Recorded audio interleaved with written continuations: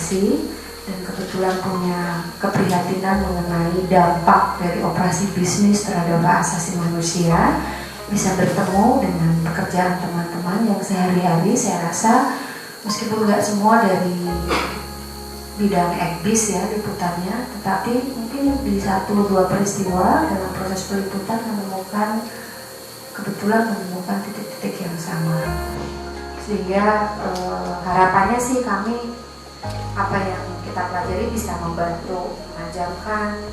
Kalau nanti mungkin ada skema pendampingan investigasi jurnalistik dan peliputan investigasi, harapannya juga apa yang kamu coba perkenalkan bisa memperkaya, syukur-syukur memberi perspektif baru yang menambah lengkap kegiatan teman-teman di dalam proses liputan harian.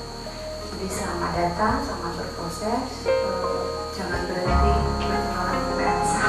Yes. Itu aja. Terima kasih.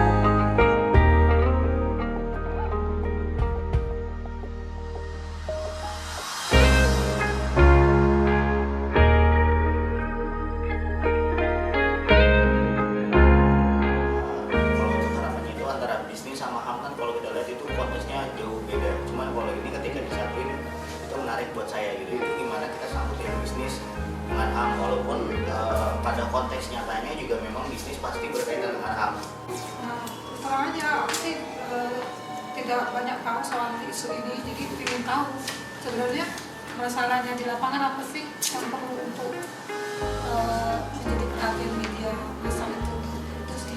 Ekonomi juga jadi domain liputan saya, cuman saya ingin lebih memahami kaitan persoalan-persoalan bisnis di Indonesia dengan persoalan HAM, karena memang seringkali kalau kita melihat persoalan bisnis lebih ke arah ya pertumbuhan ekonomi, untung rugi dan sebagainya, tapi kaitan dengan HAM ini agak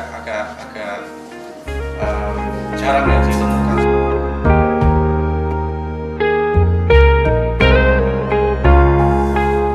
Nah sekarang kalau asas manusia itu hanya mengatur relasi antara negara dan masyarakat, pertanyaannya lantas di mana korporasi? Di mana kita minta tanggung jawab korporasi? Karena kewajiban itu ada di pundak negara. Secara hukum, asas hukum internasional asasi, tanggung jawab korporasi dalam memenuhi hak asasi manusia ini itu lebih terletak pada respect, to respect.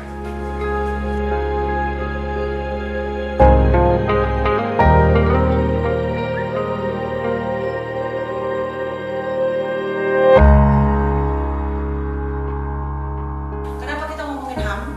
Ini dari kacamata perusahaan. Satu, secara etis itu hal yang baik untuk dilakukan. Jadi HAM, proteksi terhadap HAM, perlindungan terhadap HAM adalah sesuatu yang baik. Membantu ini reputasi, karena buat perusahaan, reputasi adalah segalanya. Karena dengan reputasi kita bisa punya banyak investment, dengan reputasi produk kita terjual, lalu penghormatan HAM itu dapat menciptakan situasi yang bisnis yang kondusif, dan semacam itu.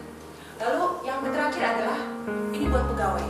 Bangga juga dong kalau kita kerja di suatu perusahaan, yang satu kebanggaan, yang kedua juga bahwa kita yakin hak-hak kita atau hak-hak pegawai, hak-hak kita, saya juga pegawai, itu dihormati oleh perusahaan dan yakin nggak bakalan itu ada yang pemotongan atau perbudakan, gaji saya nggak dibayar, kemudian lembur dan sebagainya.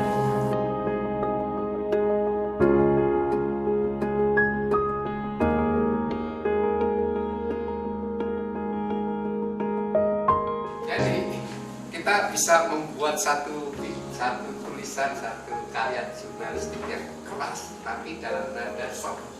Bisa nggak dibuat yang lebih keras? Bisa. Ya. Jadi tergantung pilihan kita. Mau nulisnya kayak apa? Jadi kita kalau bikin tulisan, bikin liputan jurnalistik juga perlu mikir-mikir. Ya. Kita kan bukan ini risikonya. Kita ambil risiko, tapi harus diperhitungkan.